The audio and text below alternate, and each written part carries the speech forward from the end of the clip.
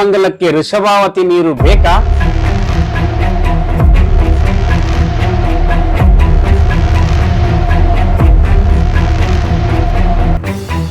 ಒಮ್ಮೆ KC valley ಯೋಜನೆ ಕೋಲಾರ ಲಕ್ಷ್ಮೀಸಾಗರ ನೋಡಿಕೊಂಡು ಬರೋಣ ಬನ್ನಿ.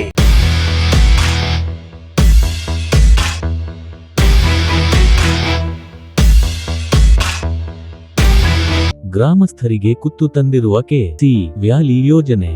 ಕೊಳಕು ನೀರಿನಿಂದ ಲಕ್ಷ್ಮೀಸಾಗರ ಗ್ರಾಮದಲ್ಲಿ ದುರ್ನಾತ. ಗ್ರಾಮದಲ್ಲಿ ನರಕ ಸದೃಶ ವಾತಾವರಣ. ವಿಷಕಾರಿ ನೀರನ್ನೇ ಕುಡಿಯಬೇಕು. ಮೂಗು ಮುಚ್ಚಿಕೊಂಡೇ ಓಡಾಡಬೇಕು. ಬೆಂಗಳೂರಿಗರ ತ್ಯಾಜ್ಯವನ್ನ ಅವರು ಬಳಸಬೇಕು. ಇದು ದುಃಖಕರವಾದರೂ ಕೂಡ ಸತ್ಯ. ಕೋಲಾರ ಜಿಲ್ಲೆಯ ಲಕ್ಷ್ಮೀಸಾಗರ್ ಗ್ರಾಮಕ್ಕೆ ಹೊಂದಿಕೊಂಡೇ ಕೆರೆಯಿದೆ. ಊರಿನ ಜಲದಾಹ ನೀಗಿಸಿ ಆಸರೆಯಾಗಬೇಕಿದ್ದ ಇದೇ ಕೆರೆ ಈಗ ಊರ ನೆಮ್ಮದಿಯನ್ನೇ ಕೆಡಿಸಿದೆ. ಹೂದು ಕೆರೆಯ ಗಬ್ಬು ವಾಸನೆ ಗ್ರಾಮದ ಜನರ ನಿದ್ದೆಗೆಡಿಸಿದೆ. ಕೋಲಾರ ಜಿಲ್ಲೆಯ ಕೆರೆಗಳಿಗೆ ನೀರು ತುಂಬಿಸುವ ಯೋಜನೆಯಾದ ಕೆಸಿ ವ್ಯಾಲಿ ಗ್ರಾಮಗಳಿಗೆ ಶಾಪವಾಗಿ ಪರಿಣಮಿಸಿದೆ. ಬೆಂಗಳೂರು ನಗರದ ಹಲವಾರು ಬಡಾವಣೆಗಳ ತ್ಯಾಜ್ಯ ನೀರನ್ನು ಶುದ್ಧೀಕರಿಸಿ ಆ ನೀರನ್ನು ಪೈಪ್ಲೈನ್ಗಳ ಮುಖಾಂತರ ಕೋಲಾರಕ್ಕೆ ಹರಿಸಲಾಗುತ್ತಿದೆ. 2 ಹಂತಗಳಲ್ಲಿ ಶುದ್ಧೀಕರಣ ಮಾಡಿ ಕಳುಹಿಸುತ್ತಿರುವ ನೀರು ಪೈಪ್ ಮುಖಾಂತರ ನೇರವಾಗಿ ಲಕ್ಷ್ಮೀಸಾಗರ ಕೆರೆಗೆ ಬರುತ್ತದೆ. ಅಲ್ಲಿಂದ ಜಿಲ್ಲೆಯ ಇತರೆಡೆ ಪೂರೈಕೆ ಆಗುತ್ತೆ. ಆದರೆ ಸ್ವಚ್ಛವಾಗಿದ್ದ ಇಲ್ಲಿಯ ಕೆರೆ ಈಗ ಕೊಳೆತು ನಾರುತ್ತಿದೆ. ಇದೇ ನೀರು ಎಲ್ಲಾ ಕಡೆ ಸರಬರಾಜು ಮಾಡಲಾಗ್ತಿದೆ.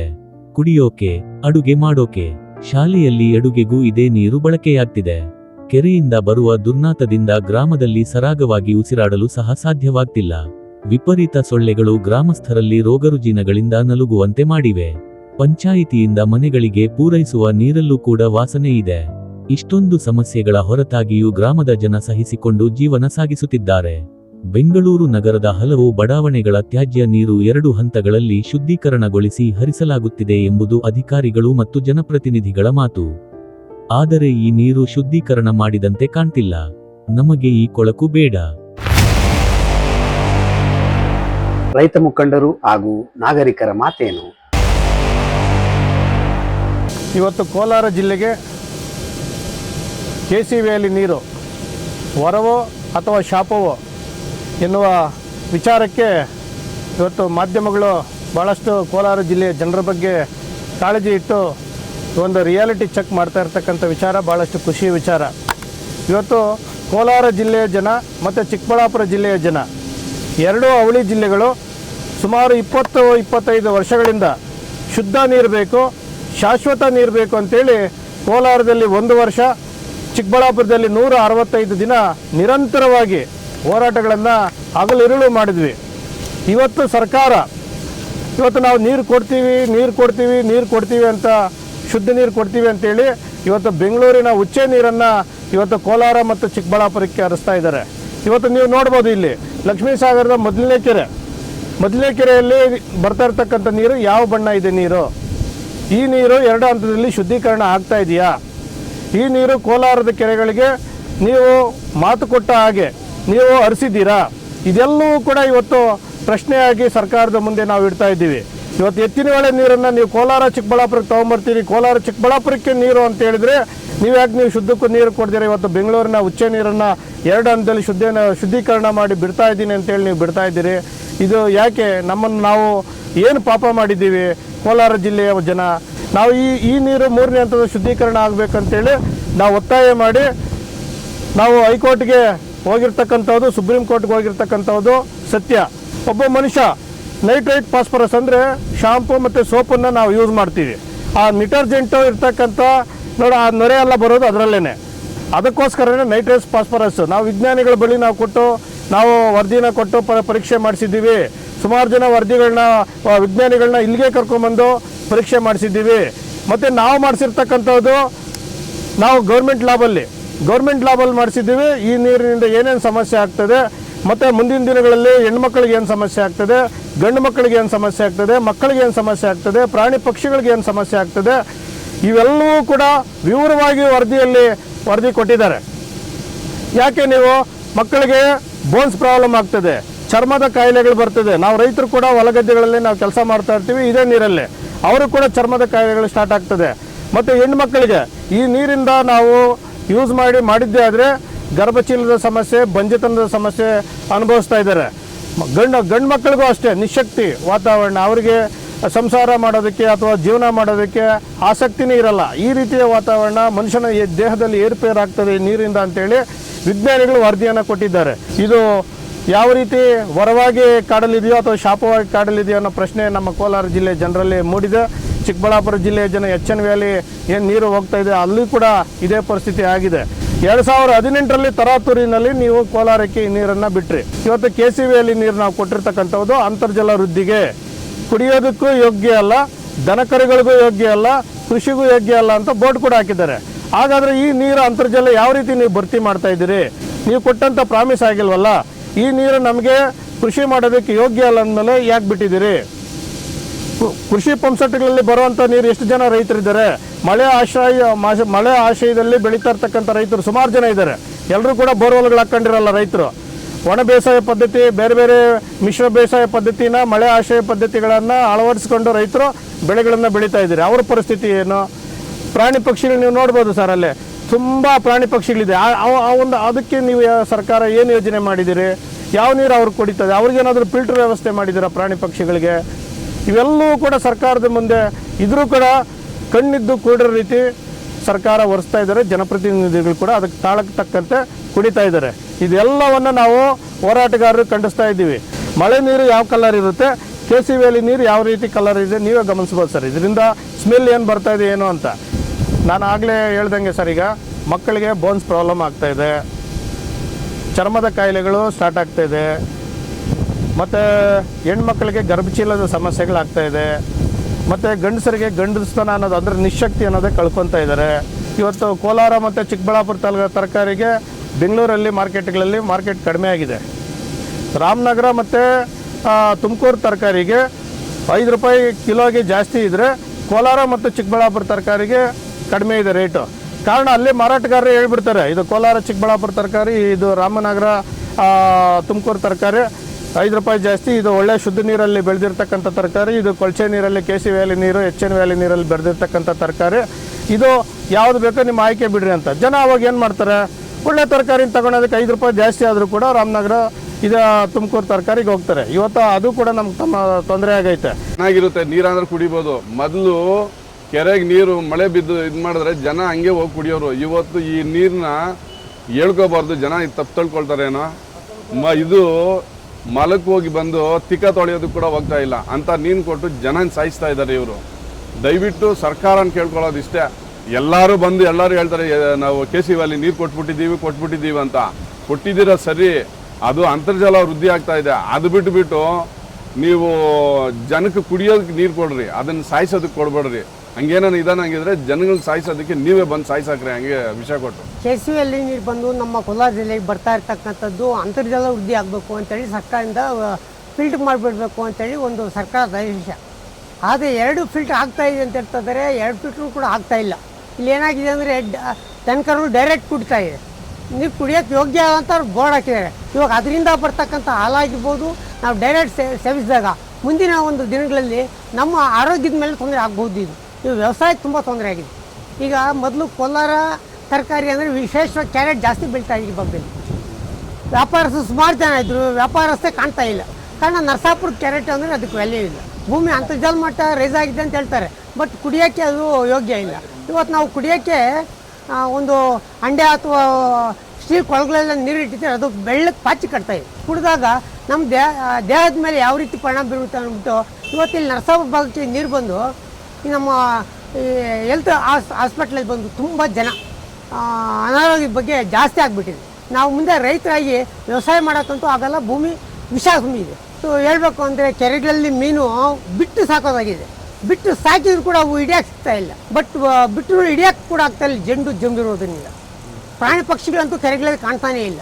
ಹಳ್ಳಿಗಳಲ್ಲಿ ಕೂಡ ಇವಾಗ ಒಂದು ಕಾಣ್ತಾ ಇಲ್ಲ. ಅವ್ನು ನೋಡ್ಬೇಕಂದ್ರೆ ನಾವು ಸ್ಟೆಥೋಸ್ಕೋಪ್ ಹಾಕಿ ಬಿಡ್ತಿದ್ರು ಸಿಗ್ತಾ ಇಲ್ಲ. ಒಳ್ಳೆ ತಿಪ್ಪೆ ಗುಂಡಿಗಿಂತೂ ಕಡೆಗಿದೆ ಇದು ಕೆರೆ ಅಂತ ಯಾರು ಅನ್ನಲ್ಲ. ಇದನ್ನ ಒಳ್ಳೆ ಸ್ಮಶಾನದ ಥರ ಆವರಿಸ್ಕೊಂಡಿದೆ. ನೀರು ಎಲ್ಲೈತೆ ಎಲ್ಲಿಲ್ಲ, ಏನು ಯಾವ ಜಾಗದಲ್ಲಿ ಕಾಲಿಡಬೇಕು ಅನ್ನೋದೇ ಕಾಣ್ತಾ ಇಲ್ಲ. ಆ ಥರ ಆಗಿದೆ. ಆ ಥರ ಇರೋದನ್ನ ಇವತ್ತು ಎಲ್ಲ ತ್ಯಾಜ್ಯನೂ ಕೆರೆಗಳಿಗೆ ಹರ್ಕೊಂಬಂದು ಮನುಷ್ಯನಿಗೆ ಮತ್ತು ಪ್ರಾಣಿ ಪಕ್ಷಿಗಳಿಗೆ ಜೀವ ಸಂಕುಲಗಳಿಗೆಲ್ಲನೂ ಹಾನಿ ಆಗೋಂಥ ಒಂದು ಆಗಿದೆ. ಇವತ್ತು ಬೋರ್ವೆಲ್ಗಳಿಗೆ ಡೈರೆಕ್ಟಾಗಿ ಈ ನೀರೇ ಅಂತರ್ಜಲ ಸ್ವಲ್ಪ ಜಾಸ್ತಿ ಆಗಿರೋದ್ರಿಂದ ಇದೇ ನೀರೇ ಇವಾಗ ಇದೇ ರೋಡ್ ಪಕ್ಕದಲ್ಲೇ ವಲ್ಲಭಿ ಕೆರೆ ಪಕ್ಕದಲ್ಲೇ ನಮ್ಮ ದಿನ್ನೆ ಹೊಸಳ್ಳಿದು ಬೋರ್ವೆಲ್ ಇದೆ. ಆ ಬೋರ್ವೆಲ್ಗೆ ಇದೇ ನೀರೇ ಡ್ರೈ ಆಗಿ ನೀರು ಹೋಗೋದು. ಆ ನೀರು ಕುಡಿಯೋದಕ್ಕೂ ಯೋಗ್ಯ ಇರಲ್ಲ. ಅದು ಆ ನೀರು ಕುಡ್ದಂಥ ಒಂದು ಸಾರ್ವಜನಿಕರಿಗೆ ಸುಮಾರಷ್ಟು ಸಾಕಷ್ಟು ಕಾಯಿಲೆಗಳಿಂದ ಬಳಲುವಂಥ ಒಂದು ಪರಿಸ್ಥಿತಿನೂ ಇವಾಗ ಎದುರಾಗಿದೆ. ಏನೋ ಒಂದು ಕ್ಯಾನ್ಸರ್ ಇರ್ಬೋದು, ಒಂದು ಮಲೇರಿಯಾ ಇರ್ಬೋದು, ಒಂದು ಜ್ವರ ಇರ್ಬೋದು, ಒಂದು ಕಿಡ್ನಿ ಸಮಸ್ಯೆ ಇರ್ಬೋದು, ಒಂದು ಹಾರ್ಟ್ ಸಮಸ್ಯೆ ಇರ್ಬೋದು, ಒಂದು ಬೋನ್ಸು ಸಮಸ್ಯೆ ಇರ್ಬೋದು. ಎಲ್ಲ ಕಡೆಯಿಂದ ಎಲ್ಲ ಅಂಗಲ್ಲೂ ಮುಖ್ಯವಾಗಿ ಅದಕ್ಕಿಂತ ಹೆಚ್ಚಾಗಿ ಒಂದು ಚರ್ಮದ ಕಾಯಿಲೆ, ತುರಿಕೆ. ಇವತ್ತು ಯಾರಲ್ಲಿ ನೋಡಿದ್ರೂ ಈ ಚಳಿಗಾಲ ಬಂದದಂದರೆ ಜಾಸ್ತಿ ಕಾಯಿಲೆ ಕಾಯಿಲೆ ಬಾಧಿಸ್ತಾ ಇರೋದಂದರೆ ಚರ್ಮದ ಕಾಯಿಲೆ. ಇದೆಲ್ಲ ಸೊಳ್ಳೆ ಮುಂಚೆ ಇತ್ತಲ್ಲ ಸೊಳ್ಳೆ, ಆ ಥರ ಅಲ್ಲ. ಇವಾಗ ಬೇರೆ ಥರ ಸೊಳ್ಳೆ ಈ ನೀರು ಬಂದಮೇಲೆ ಬೇರೆ ಥರ ಸೊಳ್ಳೆ ತಯಾರಾಗಿದೆ. ಆ ಸೊಳ್ಳೆ ಕಚ್ಚಿದಿ ಅಂದರೆ 3 ದಿನಕ್ಕೆ ಸ್ಕಿನ್ ಇನ್ಫೆಕ್ಷನ್ ಆಗಿ ತುರಿಕೆ ನವೆ ಸ್ಟಾರ್ಟ್ ಆಗಿ ಆ ಚರ್ಮದ ಕಾಯಿಲೆ ಥರ ಅಷ್ಟು ಎಲ್ಲ ಬಿರುಕು ಬಿಟ್ಬಿಟ್ಟು ನಾವು ಹಾಸ್ಪಿಟ್ಲ್ಗಳಿಗೆ ಹೋಗೋಂಥ ಜನ ಜಾಸ್ತಿ ಆಗಿದ್ದಾರೆ. ಸರ್ ನಮಸ್ತೆ. ಈ KC ವ್ಯಾಲಿ ನೀರು ಬಿಟ್ಟಿರೋದ್ರಿಂದ ಜಾಸ್ತಿ ತೊಂದರೆಗಳು ಉದ್ಭವಿಯಾಗಿದೆ. ಯಾವ ಥರಪ್ಪ ಅಂತ ಹೇಳಿದ್ರೆ, ಈ ಶುದ್ಧೀಕರಣ ಇರೋದ್ರಿಂದ ಸೊಳ್ಳೆ ಹಾವಳಿ ಹೆಚ್ಚಾಗಿದೆ. ಕೆರೆಗಳೆಲ್ಲ ವಿಪರೀತವಾಗಿ ಮುಚ್ಚೋಗ್ಬಿಟ್ಟಿದೆ ಯಾವುದೇ ಶುದ್ಧೀಕರಣ ಇರೋದ್ರಿಂದ. ಇನ್ನೊಂದೇನಪ್ಪ ಅಂತ ಹೇಳಿದ್ರೆ, ಈ ನೀರಿನಿಂದ ಬೇಕಾದಷ್ಟು ಮನುಷ್ಯನಿಗೆ ಕಾಯಿಲೆಗಳು ಉತ್ಪತ್ತಿ ಆಗ್ತಾಯಿದೆ. ಬ್ಯಾಕ್ ಪೇಯ್ನು, ಬಜ್ಜೆತನ, ಈ ಸಂತಾನ ಉತ್ಪತ್ತಿ ಕಮ್ಮಿ ಆಗಿದೆ. ಅದೇ ರೀತಿ ಈ ತೋಟಗಳಿಗೂ ಈ ನೀರು ಕೆರೆಯಲ್ಲಿ ನೀರು ಹಿಂಗೆ ಬರೋದ್ರಿಂದ ಬೆಳೆಗಳು ಒಂದು ಸ್ವಲ್ಪ ಕುಂಠಿತವಾಗ್ತಾ ಇದೆ. ಅದೇ ಥರ ಈ ರೋಗ, ಚರ್ಮದ ರೋಗ, ಬ್ಯಾಕ್ ಪೇಯ್ನು, ಈ ಲೇಡೀಸ್ಗೆ ಒಂದು ಸ್ವಲ್ಪ ಸಂತಾನ ಉತ್ಪತ್ತಿ ಕಮ್ಮಿಗಳು ಇವೆಲ್ಲ ಉತ್ಪತ್ತಿ ಆಗಿರೋದ್ರಿಂದ ಶುದ್ಧೀಕರಣ ಇಲ್ದಿರೋದ್ರಿಂದ ಜಾಸ್ತಿ ಅನಾನುಕೂಲ ಆಗಿದೆ ಸರ್. ಕ್ರಾಪು ಇವಾಗ ಈ ನೀರು ಇಳಿಯೋದ್ರಿಂದ ಒಂದು ಸ್ವಲ್ಪ ಕುಂಠಿತವಾಗಿದೆ. ಈ ವೈರಸ್ ಅಂತೆ, ಸೊಳ್ಳೆ ಅವಳಿ ವಿಪರೀತಿ, ಮೆಸ್ಸವು ಸಾಕಿದ್ರೇನೂ ಬೇಕಾದಷ್ಟು ಟ್ರಿಪ್ಸು, ಮೈಟ್ಸು, ಬೆಳೆಗಳು ಒಂದು ಸ್ವಲ್ಪ ಈಲ್ಡ್ ಇಲ್ಲ. ಅದಂತೂ ಸುದ್ರಾಮ ಇದಕ್ಕೆ ಇಲ್ಲ ಸರ್. ರೇಷ್ಮೆ ಬೆಳೆ ಅಂತೂ ಈ ಸುತ್ತಮುತ್ತ ಕೆರೆ ಎಲ್ಲಿದೋ ಸುತ್ತಮುತ್ತ 25 ಕಿಲೋಮೀಟ್ರ್ ಸುತ್ತೂ ಎಲ್ಲೂ ಈಲ್ಡೇ ಇಲ್ಲ ಸರ್. ಸರ್ಕಾರದ ಧೋರಣೆ ಇರೋದ್ರಿಂದ ಅವ್ರು ಇವಾಗ ಶುದ್ಧೀಕರಣ ಮಾಡಿಬಿಟ್ರೆ ಒಂದು ಸ್ವಲ್ಪ ಕ್ಲಿಯರ್ ಆಗುತ್ತೆ ನಮ್ಮ ಅನಿಸಿಕೆ ಸರ್. ಅನಾನುಕೂಲನೇ ಇವಾಗ ತೊಂದರೆ ಇರೋದ್ರಿಂದ ನಾವು ಹೇಳ್ತಾ ಇದ್ದೀವಿ. ತೊಂದರೆ ಇಲ್ದಿದ್ರೆ ಏನು ಕೇಳಬೇಕಾಗಿತ್ತು ನಾವು ಸರ್. ಇವಾಗ ನಮ್ಗಾಗಿರೋ ತೊಂದರೆ ಇನ್ನೊಬ್ರಿಗೆ ಮಾಡ್ಬೇಕನ್ನೋ ಮನೋ ಇಚ್ಛೆ ಹೆಂಗ್ ಬರುತ್ತೆ ಅವ್ರಿಗೆ ಅನ್ನೋದು ನಾನು ಬಿಡೋದೇ ಬೇಡ ಅಂತ ಹೇಳ್ತೀನಿ. ಕೋಲಾರ ಜನತೆಯ ನೋವು ನಲಿವನ್ನ ಈವರೆಗೆ ಕೇಳಿದ್ರಿ. ಈಗ ನೋಡೋಣ ಬನ್ನಿ, ವೃಷಭಾವತಿ ನದಿ ತಪ್ಪಲಿನಲ್ಲಿ ಯಾವ ರೀತಿ ದೃಶ್ಯ ಇದೆ ಅಂತ. ವೃಷಭಾವತಿ ನದಿ ಅರ್ಕಾವತಿ ನದಿಯ ಉಪನದಿಯಾಗಿದ್ದು ಬೆಂಗಳೂರು ನಗರದ ದಕ್ಷಿಣ ಭಾಗದಲ್ಲಿ ಹರಿಯುತ್ತದೆ. ಇದು ಬೆಂಗಳೂರಿನ ಒಂದು ಪ್ರಮುಖ ನದಿಗಳಲ್ಲಿ ಒಂದಾಗಿದೆ. ವೃಷಭಾವತಿ ನದಿಯು ಬಸವನಗುಡಿಯ ಬ್ಯೂಗಲ್ ರಾಕ್ ಬಳಿ ಹುಟ್ಟುತ್ತದೆ. ಇದು ನಾಯಂಡಹಳ್ಳಿ, ರಾಜರಾಜೇಶ್ವರಿ ನಗರ ಮತ್ತು ಕೆಂಗೇರಿಯಂತಹ ಪ್ರಮುಖ ಪ್ರದೇಶಗಳ ಮೂಲಕ ಹರಿಯುತ್ತದೆ. ಮೈಸೂರು ರಸ್ತೆಯ ಬಳಿ ಮುಖ್ಯ ನದಿಯನ್ನು ಸೇರುತ್ತದೆ. ವೃಷಭಾವತಿ ನದಿಯು ಬೆಂಗಳೂರು ನಗರದ ಕೈಗಾರಿಕೆ, ಕೃಷಿ ಮತ್ತು ದೇಶೀಯ ಮೂಲಗಳ ಮಾಲಿನ್ಯಕಾರಕಗಳಿಂದ ಕಲುಷಿತಗೊಂಡಿದೆ. ನಗರದ ಸುಮಾರು 40% ತ್ಯಾಜ್ಯ ನೀರು ವೃಷಭಾವತಿ ನದಿಗೆ ಸೇರುತ್ತದೆ. ವೃಷಭಾವತಿ ನದಿಯಲ್ಲಿ ಹರಿಯುವ ತ್ಯಾಜ್ಯ ನೀರನ್ನು ಕಾರ್ಖಾನೆಗಳು, ಜನವಸತಿ ಪ್ರದೇಶಗಳು ಹಾಗೂ ಅಪಾರ್ಟ್ಮೆಂಟ್ಗಳಿಂದ ಸಂಸ್ಕರಣೆ ಮಾಡದೆ ತ್ಯಾಜ್ಯ ನೀರನ್ನು ನದಿಗೆ ನೇರವಾಗಿ ಹರಿಸುತ್ತಿವೆ. ವೃಷಭಾವತಿ ನದಿಯು ಬೆಂಗಳೂರು ನಗರದ ಕೈಗಾರಿಕೆ, ಕೃಷಿ ಮತ್ತು ದೇಶೀಯ ಮೂಲಗಳ ಮಾಲಿನ್ಯಕಾರಕಗಳಿಂದ ಕಲುಷಿತಗೊಂಡಿದೆ. ಈ ನದಿಯ ಪಾತ್ರದಲ್ಲಿ ಹಲವಾರು ಕೈಗಾರಿಕೆಗಳು ಸ್ಥಾಪಿತಗೊಂಡಿವೆ. ರಾಜರಾಜೇಶ್ವರಿ ನಗರ ಮತ್ತು ಕೆಂಗೇರಿಯಂತಹ ಪ್ರಮುಖ ಪ್ರದೇಶಗಳ ಮೂಲಕ ಈ ನದಿ ಹರಿಯುತ್ತದೆ. ಈ ಪ್ರದೇಶಗಳಲ್ಲಿ ಹಲವಾರು ಕೈಗಾರಿಕಾ ವಲಯಗಳು ಇವೆ. ವೃಷಭಾವತಿ ನದಿಯು 52 ಕಿಲೋಮೀಟರ್ ಜಲಾಶಯದ ಪ್ರದೇಶವನ್ನು ಹೊಂದಿದೆ ಮತ್ತು ಬೆಂಗಳೂರಿನ 96 ವಾರ್ಡುಗಳ ಮೂಲಕ ಹಾದುಹೋಗುತ್ತದೆ. ಕೈಗಾರಿಕೆಗಳಿಂದ ಬಿಡುವ ರಾಸಾಯನಿಕಯುಕ್ತ ನೀರು ಈ ನದಿಗೆ ಸೇರುವುದರಿಂದ ನದಿ ಹೆಚ್ಚು ಕಲುಷಿತವಾಗಿದೆ. ವೃಷಭಾವತಿ ನದಿಯ ವ್ಯಾಪ್ತಿಯಲ್ಲಿ ಸಣ್ಣ ಮತ್ತು ದೊಡ್ಡ ಪ್ರಮಾಣದ ಕೈಗಾರಿಕೆಗಳು ಹೆಚ್ಚಾಗಿವೆ. ಸಂಸ್ಕರಣೆ ಮಾಡದೆ ಕೊಳಚೆ ನೀರು ನದಿಗೆ ಸೇರುವುದರಿಂದ ಇದು ಗಾಢ ವಾಸನೆ ಮತ್ತು ನೊರೆಯಿಂದ ಕೂಡಿದೆ. ನಗರದ ಬಹುತೇಕ ಕೈಗಾರಿಕೆಗಳ ತ್ಯಾಜ್ಯ ಈ ನದಿಗೆ ಸೇರುವುದರಿಂದ ನೀರು ಕುಡಿಯಲು ಯೋಗ್ಯವಾಗಿಲ್ಲ. ರಾಮಚಂದ್ರ, ಎಫ್ಇ, ಯುಕೆ ಭಾರತೀಯ ವಿಜ್ಞಾನ ಸಂಸ್ಥೆಯಿಂದ ಪರಿಸರ ವಿಜ್ಞಾನ ಮತ್ತು ಶಕ್ತಿಯಲ್ಲಿ PhD ರವರ ಪ್ರಕಾರ ಅಂತರ್ಜಲ ಮಾಲಿನ್ಯವು ಗಂಭೀರ ಪರಿಣಾಮಗಳನ್ನು ಬೀರಬಹುದು. ಈ ಪ್ರದೇಶಗಳಿಗೆ ನೀರು ಸರಬರಾಜು ಮಾಡುವುದು ಒಂದು ಉದಾತ್ತ ಕಲ್ಪನೆಯಾದರೂ ಕಲುಷಿತ ನೀರನ್ನು ಪಂಪ್ ಮಾಡುವುದು ಆರೋಗ್ಯದ ಮೇಲೆ ಗಂಭೀರ ಪರಿಣಾಮಗಳನ್ನು ಬೀರಬಹುದು. ಭಾರ ಲೋಹಗಳು ಆಹಾರ ಸರಪಳಿಯನ್ನು ಪ್ರವೇಶಿಸಿದರೆ ಆರೋಗ್ಯ ಸಮಸ್ಯೆಗಳು ಅನಿವಾರ್ಯ. ಬೆಂಗಳೂರಿನ ಕೈಗಾರಿಕೆಗಳಿಂದ ಹೊರಸೂಸುವ ತ್ಯಾಜ್ಯಗಳು ಈ ನದಿಯನ್ನು ತೀವ್ರವಾಗಿ ಕಲುಷಿತಗೊಳಿಸಿವೆ. ಕೈಗಾರಿಕಾ ತ್ಯಾಜ್ಯ, ಗೃಹ ಬಳಕೆಯ ತ್ಯಾಜ್ಯ ಮತ್ತು ಕೃಷಿ ತ್ಯಾಜ್ಯಗಳು ನದಿಯನ್ನು ತೀವ್ರವಾಗಿ ಕಲುಷಿತಗೊಳಿಸಿವೆ.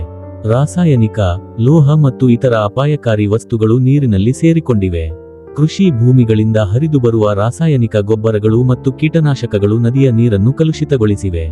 ಇದರ ಪರಿಣಾಮವಾಗಿ ನದಿಯ ನೀರು ಮಾನವ ಬಳಕೆಗೆ ಮತ್ತು ಪರಿಸರಕ್ಕೆ ಅಪಾಯಕಾರಿಯಾಗಿದೆ. ನದಿ ಮಾಲಿನ್ಯವು ನದಿಯ ಪರಿಸರ ವ್ಯವಸ್ಥೆಗೆ ತೀವ್ರ ಹಾನಿಯನ್ನುಂಟು ಮಾಡಿದೆ. ಜಲಚರಗಳಿಗೆ ಮತ್ತು ಇತರ ಜೀವಿಗಳಿಗೆ ಇದು ಮಾರಕವಾಗಿದೆ. ನದಿಯ ಮಾಲಿನ್ಯದಿಂದ ಜಲಚರಗಳು ಮತ್ತು ಇತರ ಜೀವಿಗಳು ನಾಶವಾಗುತ್ತಿವೆ. ನದಿ ನೀರಿನಲ್ಲಿ ರಾಸಾಯನಿಕ ಪದಾರ್ಥಗಳು ಸೇರಿಕೊಂಡಿರುವುದರಿಂದ ಅಂತರ್ಜಲಕ್ಕೂ ತೊಂದರೆಯಾಗಿದೆ. ಆರೋಗ್ಯದ ಅಪಾಯ. ಕಲುಷಿತ ನದಿಯ ನೀರನ್ನು ಬಳಸುವುದರಿಂದ ಚರ್ಮ ರೋಗಗಳು, ಜೀರ್ಣಕಾರಿ ಸಮಸ್ಯೆಗಳು ಮತ್ತು ಇತರ ಆರೋಗ್ಯ ಸಮಸ್ಯೆಗಳು ಉಂಟಾಗಬಹುದು. ನದಿ ನೀರಿನಿಂದ ಕಲುಷಿತವಾದ ತರಕಾರಿಗಳನ್ನು ಬಳಸುವುದರಿಂದ ಆರೋಗ್ಯದ ಮೇಲೆ ದುಷ್ಪರಿಣಾಮವನ್ನು ಬೀರುತ್ತದೆ. ನೆಲಮಂಗಲದ ನಾಗರಿಕನಾಗಿ ನಾಗರಿಕರ ಹಿತರಕ್ಷಣೆ ಕಾಪಾಡುವುದು ನಮ್ಮೆಲ್ಲರ ಧರ್ಮ. ಪತ್ರಕರ್ತನಾಗಿ ಸತ್ಯತೆಯನ್ನು ತಿಳಿಸುವುದು ನನ್ನ ಕರ್ತವ್ಯ. ತಿಳಿಸಿದ್ದೇನೆ. ವೃಷಭಾವತಿ ನದಿ ನೀರು ಬೇಕಾ ಬೇಕಾ ಬೇಕಾ.